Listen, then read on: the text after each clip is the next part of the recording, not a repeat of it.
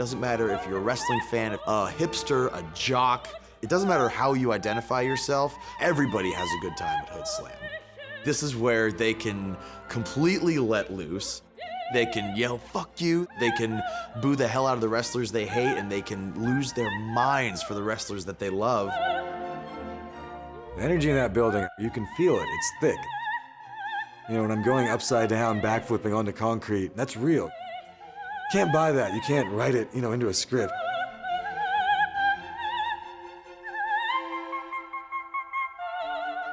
I wanted to be a Ninja Turtle, and then I found out I couldn't, so I became a pro wrestler.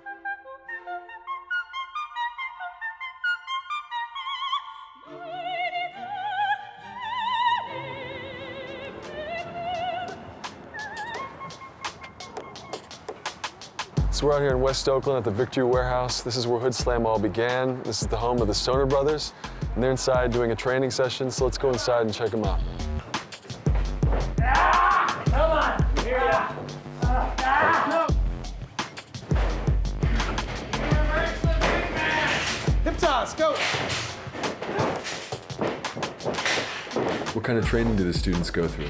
You're gonna learn how to fall a bunch of times in a row.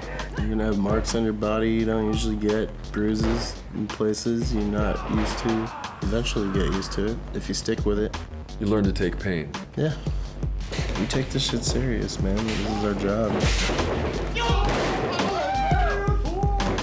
If you're a first-timer at a Hoodslam event, what is it that you should understand about Hoodslam? For me, as a lifelong fan of pro wrestling, I want to take them aside and be like, whatever preconceived notions you have about professional wrestling, forget all that. At this point, the secret's out. Everybody knows pro wrestling is a performance and not genuine athletic competition.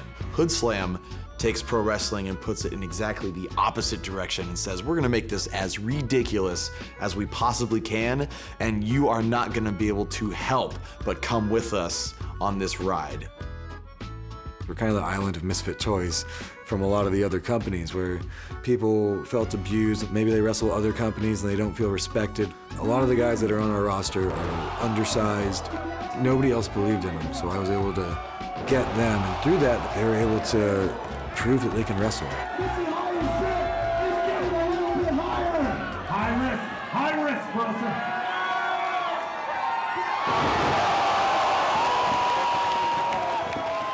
Can you quickly walk us through a list of some of the other wrestlers who were involved? Some of the crazy characters that we have at Hoodslam is the Mexican werewolf, El Chupacabra. He comes to the ring, he's got fangs and face paint and just this long hair. Drugz Bunny, who is a 1920s gangster, coke-addicted rabbit. Dark Sheik, who is this just dark and sinister, brooding character. The hero of Hyrule Link, which a lot of video game fans will recognize as the hero from The Legend of Zelda.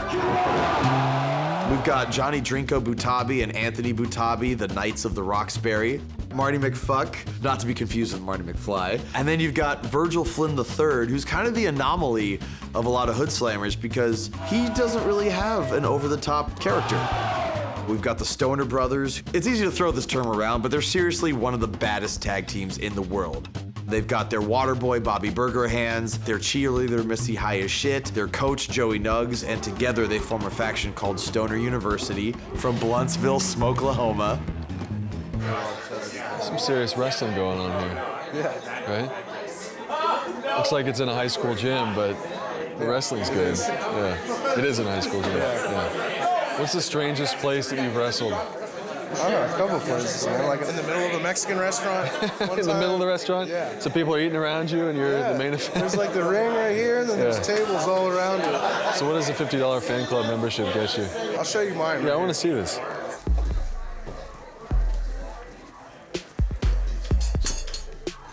The fans get these.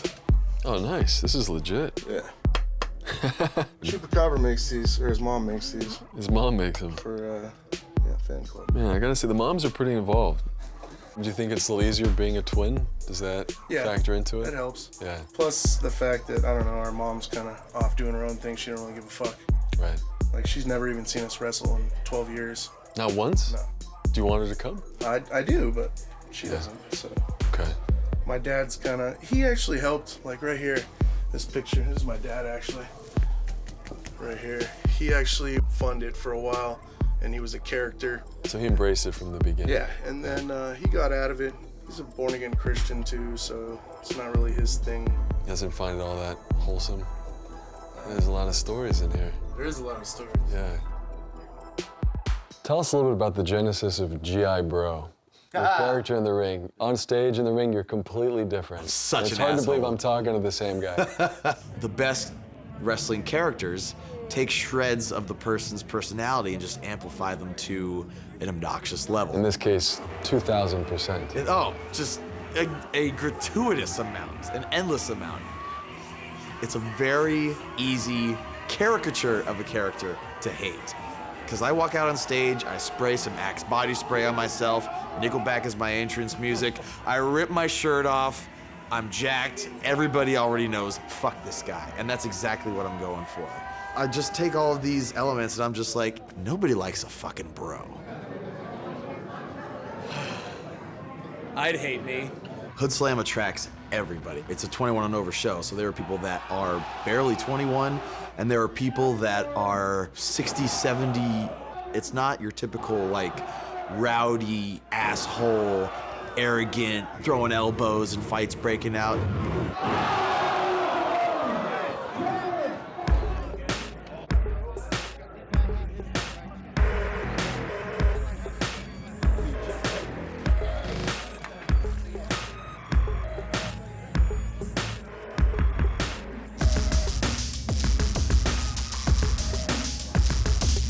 After match one, Brosif is going to talk about how he's doing a match later, so he's going to leave the commentary table and go prepare. Doc, who is on commentary, will be like, oh, this is like a good guy thing to do. I'll go help AJ and join the match. They've got their shit worked out. You guys beat Doc. Right, you go for the cover, he kicks out, jawbreaker on you, you stagger back to the corner, I tag myself in, like, really put the shit away.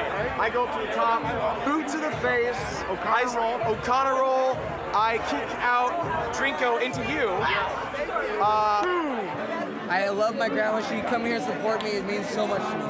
So It's a throwback to the wide-eyed mysticism of their youth when they believed in Santa Claus and the Easter Bunny and comic book characters, and we're taking an element of that suspension of disbelief in pro wrestling. We're bringing that art form to them in a way that is just kind of rough around the edges and does not give a fuck. That was the attitude that gave birth to Hoodslam. It was, fuck the fans, we're not doing this for the fans, we're doing this because it's fun for us. If it's fun for us, it's fun for the fans. Power.